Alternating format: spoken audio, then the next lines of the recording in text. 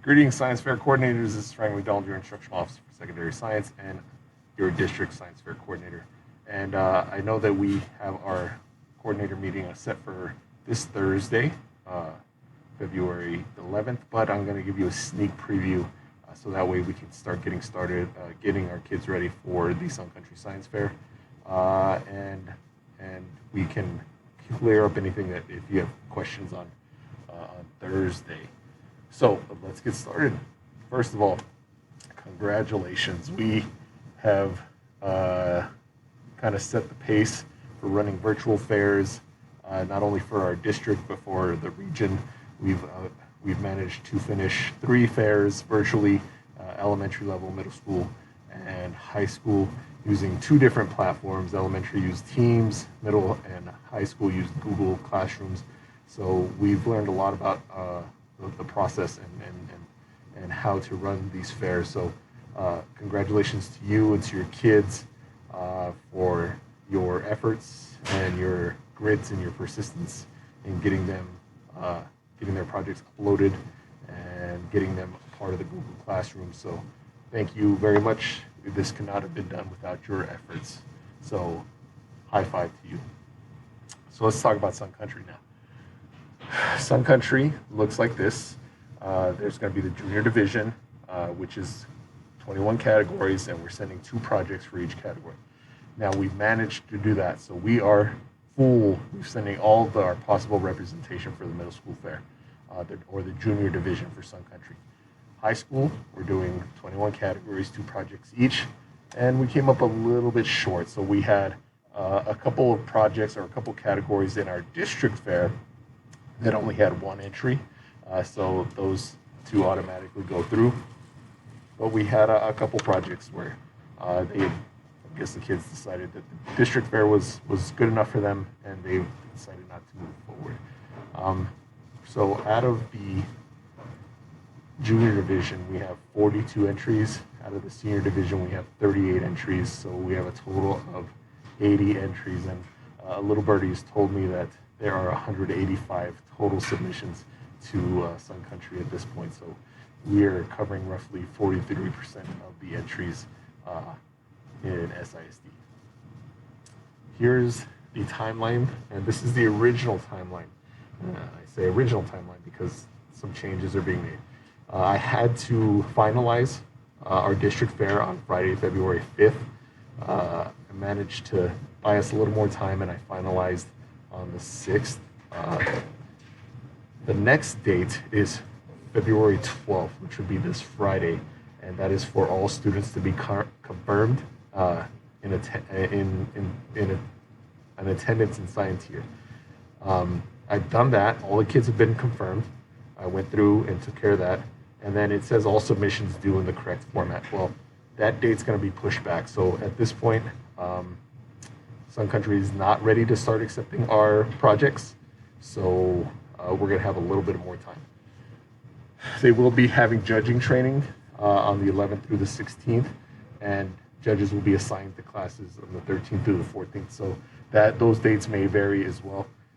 Judging should, and I know that Stephanie, the Sun Country coordinator, wants to make sure that she stays on date for these. So judging should start on the 17th through the 20th, and then sweepstakes judging would run from the 21st to the 26th, and awards and announcement of the winners would happen on February 27th. Display and safety is going to run a little bit different this year. We are not going to have a formal display and safety, and because of that, we want to make sure that we're reviewing the projects before we submit them. So our kids' projects have already gone through SRC for the district, so we should be in decent shape going into that, making sure the presentations are school appropriate, which we have done. We do have a couple bacterial projects, and they meet all the requirements that we need for them to move forward, as well as we have a couple of swabbing projects, which also meet the requirements that we need them to meet. So we are in a good spot with this, and thank you to those of you who are part of the SRC for making sure that we've checked these projects, that they're okay. Again, teachers and district personnel should check their projects before submission. So we have taken care of that. We are in line with Sun Country at this point. The format that they're going to use, and this is why we've bought a couple more days. They have decided to, and I think through great help from us in our district, they have decided to scrap the Google Classroom idea. Reason being, we bumped into a bunch of issues as far as the invitations for both the kids and the judges. It was a lot of things that we didn't foresee. So what Stephanie has decided to use is a share file. And what this is just essentially the kids will be receiving an invitation to upload a file. They will only be allowed to upload. They cannot view, they cannot download anything else, but they will receive this invitation to the email that they've used in Scienteer. Once they receive it, they'll have instructions for uploading the project. And as of today at 2 o'clock, those emails have not been sent out. So Stephanie's still working on that, and that's what's going to buy us a little bit of time. So that date of Friday, February 12th, it will not be in effect. And I've spoken to her, and she's thinking of giving the weekend, so where we have a deadline of Monday the 15th. Now, if this is anything, and I think it's a lot easier than Google Classrooms, this is a 5-minute upload process for the kids. They've done it already once. If their project is already saved as a video, they should be able to just click on a button or upload file button and then click on their project, and they would be done. So I think perhaps they're uploading twice, so it might take all of 6 minutes. So that is where we're at with this right now. So there's nothing really at this point that you have to do besides checking to make sure your kids have checked their email to see if they've gotten that email from Sun Country and that they've uploaded. There is another portion to Sun Country that is having to change a little bit, and that is the special awards. The special awards are awards that normally our judges kind of wander the cafeteria or wherever we're hosting, and that they look at the different projects, and they're looking for specific projects. Either they're specific to a category, or they're specific to the kid who did the project. So maybe they're looking for a middle school girl who's doing something on environmental sciences, so they would look for those projects like that. In this case, everything is going to be virtual. So now we're asking coordinators and potentially teachers to nominate the projects for the special awards.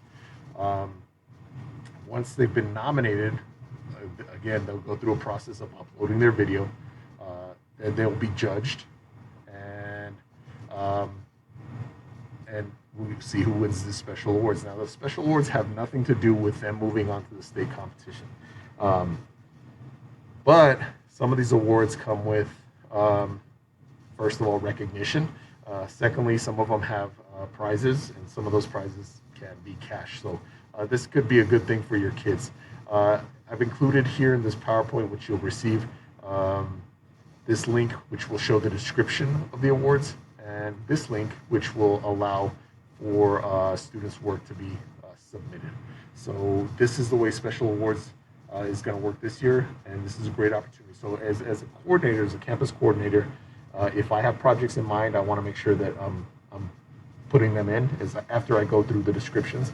If not, if you don't know all the projects, maybe you send this information out to the teachers, so that way the teachers are a little more familiar with the students' works, and they can submit those projects for judging.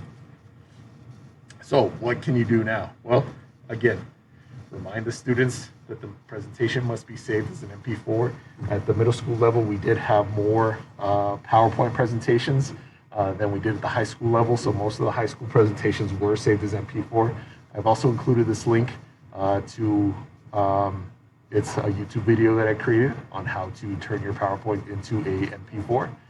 By the way, this is my most viewed video that I've created to date with 2,000 views. So I'm pretty pumped about that. Keep in mind, the students will lose points for going over the 5-minute limit, which is okay. I mean, I guess it's some of the high school projects that I did see, they went beyond, they doubled up that 5-minute limit, but it was with reason because the amount of information that they needed to share was important. So I would have done the same thing and taken a couple point hit there in order to make sure that my explanation was good for the project. Slides are not necessarily an issue. They won't be counting slides, but they are still looking at that 5-minute limit. Remind students that they should be checking their email, and whichever email has been associated with Scienteer, we want to check that for any information that's coming in. And then you can review special awards and nominate projects that fit the criteria. So that is where we're at. And these are the things that I wanted to cover during our meeting, but you're getting a sneak preview. So if you have any questions, we can ask then, or if you need to reach out to me now, you can do that as well. So thank you guys again for all the work that you've done with our SISD kids and for making this happen. So we've done an excellent job. All right. I will see you guys Thursday. Bye.